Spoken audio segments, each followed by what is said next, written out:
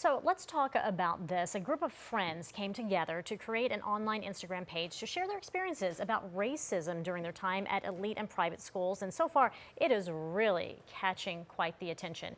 Since then, several other high school students have joined in to provide anonymous stories highlighting the aggressive behaviors they have witnessed from their peers. So joining me now to talk about this is one of the former students and co-administrator of True Colors of Columbia, Lauren Gloucester.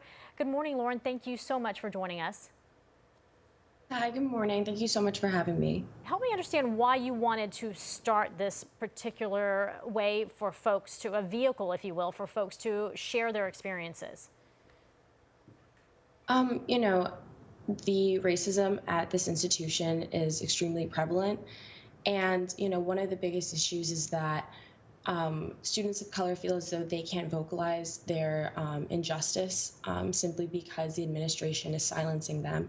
And so this anonymous Instagram page provided parents, faculty, students, even prospective parents that never actually went through with the application process because they saw the atmosphere in Columbia Prep.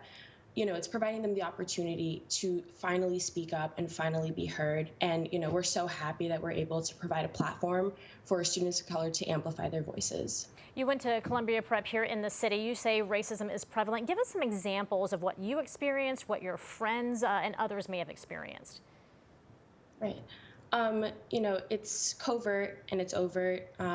We have, racism ranging from teachers making fun of, microaggressions in the classroom to, students being physically assaulted or harassed. We have a student who was threatened to be lynched. And this racism doesn't just extend to the student body, but also the faculty of color and the staff of color who are predominantly of color.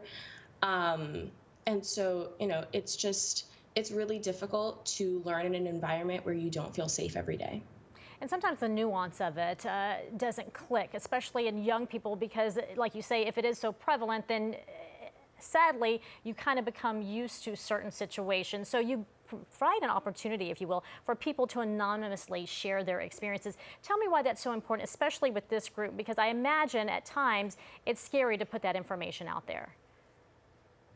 I think it's really difficult, fearing backlash from not just your administration, but also your teachers who are openly racist to you, and they have ways that they can academically suppress you. I've been in a situation where I've received a lower grade because my teacher thought less of me because of the color of my skin. And also, a lot of our students of color are on scholarship. And it's a really big issue that, you feel as though you can't vocalize what's going on because your scholarship is going to get revoked and then you can't attend the institution anymore. So you're inviting students from not only your school, but other schools to take part in this, to really expose what they're experiencing, help us understand where they can go and how they're able to really put those comments out there. Yeah, so, we've created some sort of anonymous Google spreadsheet, so we don't know who's submitting things either to 100% protect everyone who is submitting things.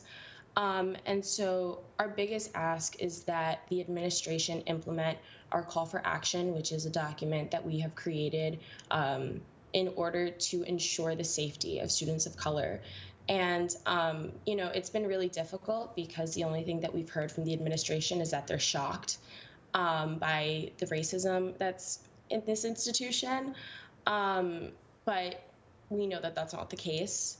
And, if they truly want to hold themselves accountable like they claim, they will implement the call for action and they will do more than just, What more do say you that they're want done? shocked. So we would like a panel of alumni of color who have the power to help investigate with the administration when there is some sort of racial injustice. And so they could advise the faculty and the administration what sort of disciplinary action is necessary. And we find that the administration doesn't have the tools necessary to, really give off an appropriate disciplinary action to these students. And many times we find students who are assaulted, harassed, Yeah. they just don't receive any sort of consequence. Well, hopefully this will spark some change. Lauren, thank you so much for joining us. We do appreciate your mission. We appreciate you speaking out. Thank you. Thank you so much. And we have reached out to Columbia Grammar and Preparatory School for a statement on this and have yet to hear back. However, the school headmaster did release a letter stating, quote, "We are committed to the long work ahead of us and recognize that the work will never be done. For the true good of all our students, we will be guided by knowledgeable and experienced advisors, and in doing so, we must humbly admit our mistakes and set a better course."